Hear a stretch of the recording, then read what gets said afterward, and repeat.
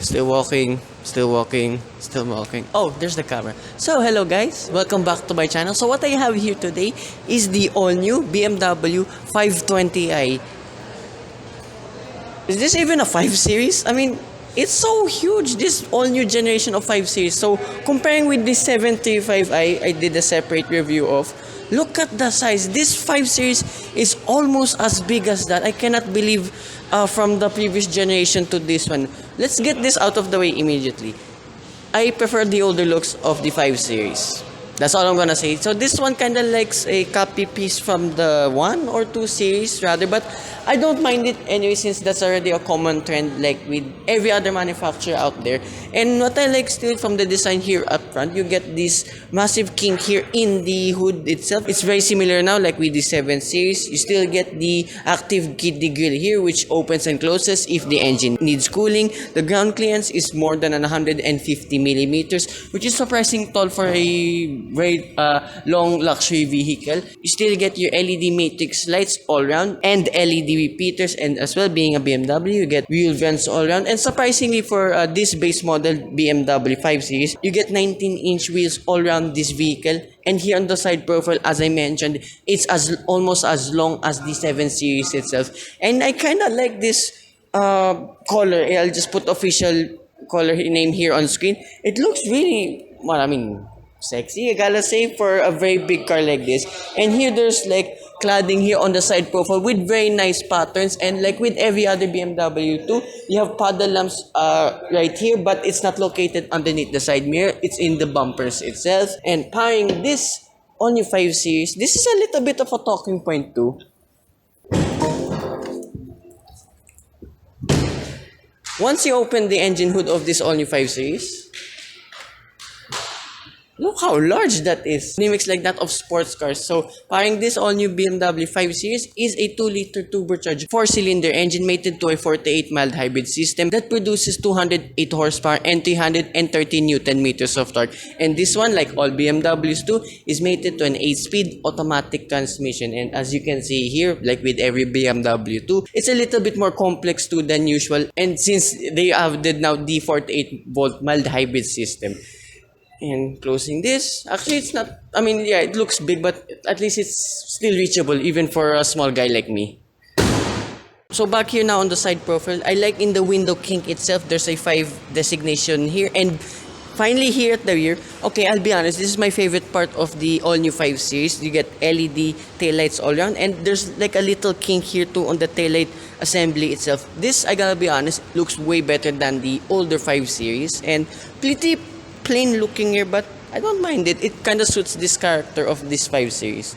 So open the boot up, and finally the boot space matches the model itself. This has a total of 520 liters of space, no pun intended. As far as I know, this is 10 liters less than that of the outgoing model. Because of this, you have a very large box over here. I don't know what it's for, but once you open it, finally you have a space saver donut type tire, even though I think these are running on run flats. Interesting choice there by BMW. So you get 2 cubby spaces on either side. This one on the left is much larger than on the right. And like with every, oh wait, I just saw now, very cool grocery hooks here on either side, EWD. And like with every other BMW sedan model, once you pull these levers down, you can push all the back seats forward to increase the boot space. However, as you can see right now, this is a long car, but you have to stretch all the way forward. I can even fit here in the back easily, but I notice it's kind of narrow. I mean, look, this boot fits my whole arm in terms of height only. So yeah, that's about it here with the exterior, the engine, and the boot of this all-new 5 Series. Let's check out the interior. So here now in the interior of this 5 Series, I'm in the passenger side again because it is tradition, I'm always against the light. And of course, once you get in here in the interior, you are greeted with all the crazy sounds here in the infotainment system. So speaking of this, 5 Series is dominated by 2 large screens. So you have here for your 12.3-inch digital instrument cluster, and one here for your 14.9-inch infotainment system equipped with the upgraded iDrive 8.5. And surprisingly for once, this BMW 5 Series is equipped with the Harman Kardon sound system, and they sound pretty good. Okay, you all know my nitpicks with modern BMWs. Everything is controlled in the infotainment itself. Okay, somewhat responsive, just a slight delay, but it's not so bad. So my favorite parts here for your vehicle status, you check everything else, and then yet again for controlling all of your air conditioning system, it's done here yet again. So if you want a full tour of the BMW iDrive 8, so check out my MT competition. I fully demoed everything there. And then here for your reverse camera, there's your regular parking view, and then assist view, so you can see everything further, and a wider panorama view, so you can see my car there in the background. However, despite everything being controlled in the infotainment system itself, underneath them you get your buttons for your heating functions and your hazard button. Entire front dashboard, including here in the doors, is dominated by a very large ambient light, and probably this is the coolest thing I've ever seen. Look at this hazard indicator. That's so cool. So I'll know later on when you get to test drive, it will apply when you turn left and right. So this is so cool to look at. In the driver's door card, you get the ambient lighting still, your window switches, and your cubby spaces and cup holders. Very small, but it can fit a very big water jug. And first time doing my B-rolls here, I got a little bit lost on finding the door handle because it's very well integrated here in the silver strip. So once you pull that, look at that. If it applies here as well, here in the passenger side. And then glove box over here, pretty small, but there's a light inside at least. And then here in the steering wheel, very similar now with the BMW iX. It's very chunky, very nice to the touch. It's as well 2-spoke. And then you get your cruise control functions on the left side. You get your volume and phone connectivity functions on the right side. And finally, for this new 5 Series, you get paddle shifters. That's more like it. So in other markets, I've noticed you get paddle shifters still, but there's an additional boost function for overboost as the button applies. So we don't get that here in the Philippines. However, having mentioned the power and torque of this thing, so expect for this new 5 Series to be a fun driver's car. I'll be the judge of that later on. So anyway, here in the center console, one on the left is for your wireless charging, 2 cup holders with, I just saw now, 2 USB-C ports as well. One thing I forgot to mention in the exterior, getting in here, right here on the B pillar itself, there's that 5 designation yet again. That's a cool touch by BMW. And then back here, so it's the same modern BMW. You get your engine start-stop button, your toggle switch for the gears, auto hold function, your swivel wheel, volume modes, parking modes, driving modes, the lot, everything is here. And further behind, open this up, you have a center console box. Pretty small, you only get a 12-volt socket and a halogen light. And big highlight for me yet again here, the seats. It's the best of both worlds. It's kind of similar again with the iX here in the middle. So bolstering, not so much, but at least for both front seats, they're both electronically adjusted. As well, you get your thigh supports yet again. Pretty soft here. So again, the seats here in front, it's more on the business ends of things. It's not on the crazier sporty side of things. Example like with the MT and the all-new M2. So we will tour that soon, that all-new M2. And above here you get your light controls, safety reminders, SOS button, and then visor, you get vanity mirror with light on either side too. Will this extend? Sure. Nope, they don't. But of course, being a BMW, their quality is top notch. So yeah, that's about here in front of this 5 Series. So let's check out the business end of this 520i, the rear seats. Now, the rear seats of this all-new BMW 520i. So here in the door card, you still get your Harman Kardon sound system, and now new for this 5 Series, you get sun blinds all around, even here for the corner window, and the rear windscreen. That's more like it. So as well, you can control all of it there in the infotainment system. To fold this one, and the ones here in the door are, you can fold all manually, just like that. So what I immediately noticed sitting here in the back, there is no map pockets whatsoever. So it's just one very nice squeegee plastic here. So at least it's not pure plastic, unlike some brands out there in general. And space here in the back. Okay, another advantage now for this new generation, since this is longer, taller, and wider, and way longer wheelbase too. Feet-room and body room, I can put my body all the way forward with ease. Headroom though, okay, it's alright for me. I was expecting a bit more, but however, this is not an SUV crossover anyway. This is a full-size luxury sedan. So headroom for me, if you don't count being like 6, I think 6 feet, okay, can still fit here in the back with ease. You get your usual dome lights just above here, and here in the middle you get 2 air conditioning vents, 2 USB-C ports, and controls for your climate control, and a cubby space down below. And sitting here is really soft. I freaking love it. And sitting here in the middle, if needed only, you get a very tall transmission tunnel, but it's not as tall as the Italians. However, though, I can just demo it. If I ever put my feet up or down, yeah, it's not advisable because the thigh support of this is really high. So actually, it's one of the more comfortable ones, despite again the thigh support being way too up.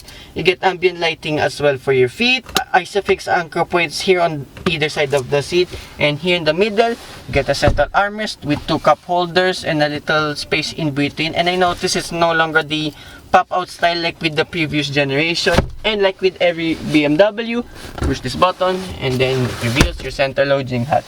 So in case you wanna put people, bags there in the back, yeah, you can access them pretty much easily.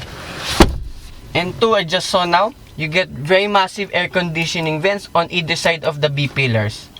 So yeah, that's the business end of this 520i. Let's go for a drive.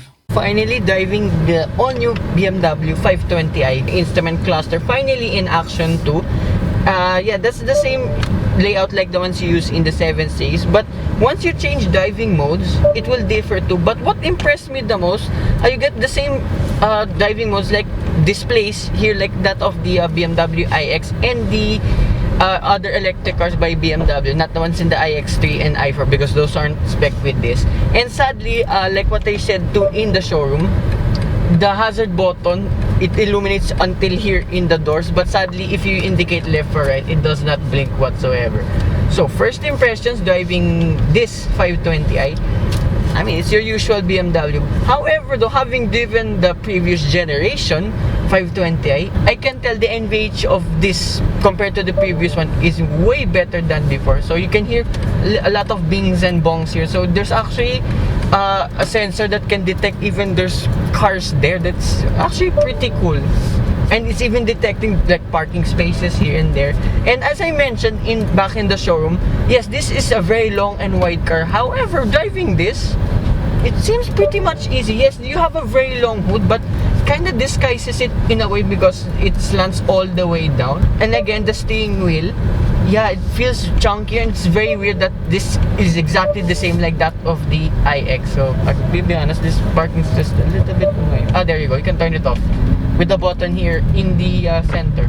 And here's that bumpy part once again.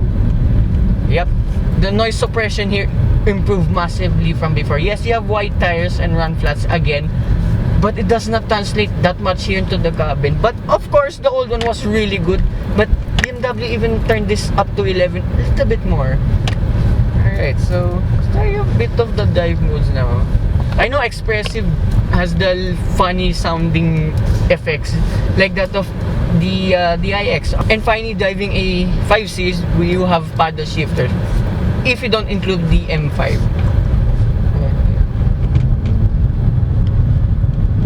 Despite being a very long and wide car, ooh, alright.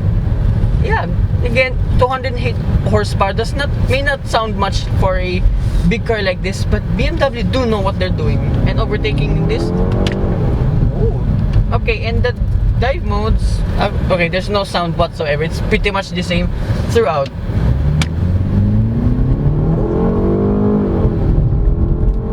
And right, despite being in manual mode too, it will automatically upshift. Not to my surprise though, but the pickup of this surprisingly is really good. Right, so I noticed only with the drive modes, it just gets a bit louder. So let's just put you in efficient mode, because everyone will be driving that in this mode anyways. And over humps and bumps, look at that. Yes, you can feel the suspension is just a little bit stiffer than usual, but still carries the trait of every BMW. It's just the right amount of sportiness and comfort at the same time. Right, I wasn't expecting this BMW, all-new BMW 520i rather, to be a great performer. I know this has a little bit more power than the previous gen. It's heavier, it's longer, it's wider, everything else. But still, drives like a BMW. I'm very impressed with this. Of course, being longer, you can just feel a little bit more body roll than usual. But then again, BMW did a very damn good job of tuning everything to perfection. I love the steering wheel of this, as I praised to like that of the in the BMW iX. It's chunky, it's so soft, nice to the touch, and it handles pretty well too, despite being a very long limousine, for quote-unquote limousine. And the fuel economy, I can't seem to find it at the moment. It's a little bit confusing here since first time I've driven this. Oh, okay, here we go. First test, remember there are people driving this today, and of course just around here in Centris, 5.6 kilometers per liter. I know you can do better than that, but this is the number that's set here in the cluster itself. I won't say that's not too bad whatsoever. As I keep mentioning, this is heavier than the previous generation. It's more powerful, but still does a good job on fuel efficiency. And I'm flooring this all the time, okay, as you can see in the video, and every time I'm here in BMW Centris. Yeah, I'm surprised with this BMW 520i. And here again, noise suppression despite on wide tires and big wheels too. That's really, really cool. Okay, I did praise the older 5 Series a lot for being a driver's car, or if you want to be driven in it. Same case too with this 520i. But yeah, you can already go up to the 7 Series if you want to be driven more in the back. The 5 Series is a good balance between the 7 Series and this 3 Series. And for the cost of all of this, okay, still not so bad. This is at 4,990,000 pesos. So, okay, you get a lot what you pay for. I mean, the all-new iDrive 8.5, the space in the back, the tech. Yeah, I mean, I know I nitpicked a lot that there's no more physical buttons here compared like with the iDrive 7. Example, like I just turned 2 of the Z4, but I got used to the BMW ecosystem quite quickly, so I would still highly recommend this car, even though it's too high-tech for my liking. Just being honest only. And overtaking in this thing is very much easy, despite again a very long car. It handles pretty well. Input, a bit of body roll, but not so bad. And then power down. A little bit more delayed now in efficient mode, since that's the most economical setting. And then floor it again, a bit of delay, but get the high speeds in no time. Wow. Right, no issues too with the ground clearance. I mean, going over a hump actually quite quickly. Yeah, no issue whatsoever. Right, wala car. I say with every BMW, wala car. So yeah, that concludes my full review of this BMW 520i. So I'd like to thank everyone here again at Auto Ali BMW, to Surgeon, and to Miss Kim Bernardo, who assisted me here in this test drive. So these are contact details, so you may contact her or visit them here if you want to check out any other BMW or this new 520i. So hope you guys like and subscribe, and I will see you one more time. And hopefully I will see you with more BMW reviews coming right up. Bye bye.